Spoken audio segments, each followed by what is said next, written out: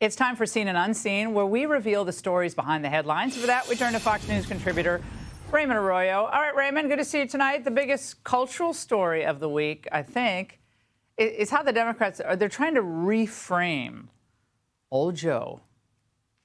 Yeah, well, you know, it's sort of fascinating to watch, Laura. You have an 81-year-old cognitively challenged president, and all across the media, the new argument is Donald Trump is the one with cognitive problems. Pay no attention to the mental acuity of those making the argument. Well, let me just say I'm not going to spend too much time on Donald Trump's cognitive disorders. He tried to say that Nikki Haley did not allow the National Guard to come, but it was Nancy Pelosi. It was nobody. It was Joe. It was Donald Trump. I think when you see Donald Trump in the spotlight every day doing things like confusing Nikki Haley, who he's running against, with Nancy Pelosi, and uttering sort of nonsensical sentences that don't make sense, yes, I think that is going to raise concerns for people.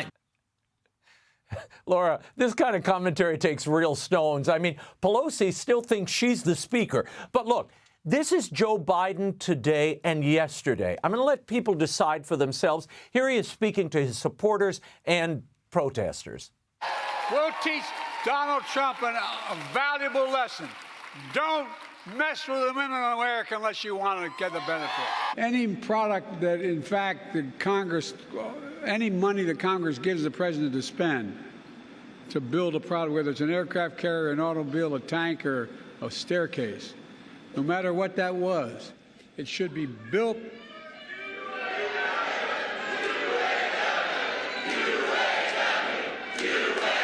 Because of you, Toyota, Volkswagen, Nissan, Tulsa, all gave their workers double-digit raises because of you.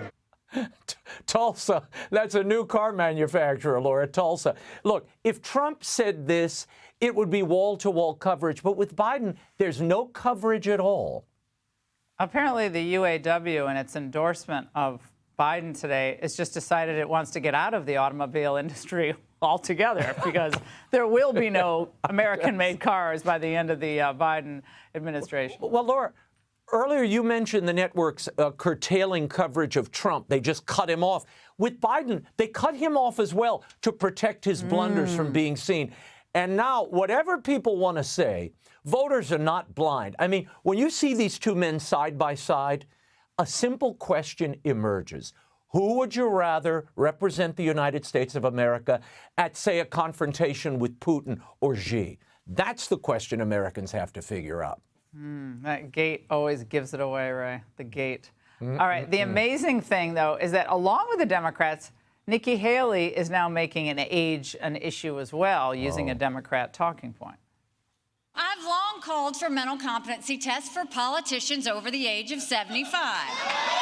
Most Americans do not want a rematch between Biden and Trump. The first party to retire its 80-year-old candidate is going to be the party that wins this election. I think I figured it out, Laura. I guess now it's okay for candidates to talk about age, unless you're Don Lemon. She says people, you know, politicians or something are not in their prime. Nikki Haley isn't in her prime. Sorry. When a woman is considered to be in her prime in her 20s and 30s and maybe 40s. Remember that routine? Nikki Haley, you know, she blew her top over this. And look, Don Lemon made a stupid comment. Nikki Haley's making a stupid comment today. A person is in their prime when they realize their purpose, no matter their age. It isn't dictated by how many years you've racked up.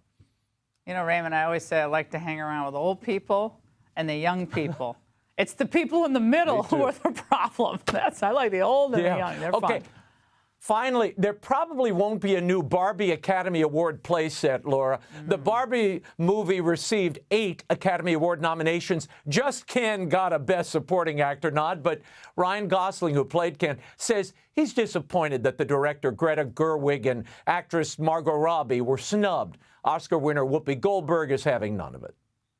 Get everything that you want to get. They're not snubs, and that's what I want to sort of point out. Not everybody gets a prize, and it is subjective. Movies are subjective. The movies you love may not be loved by the people who are voting.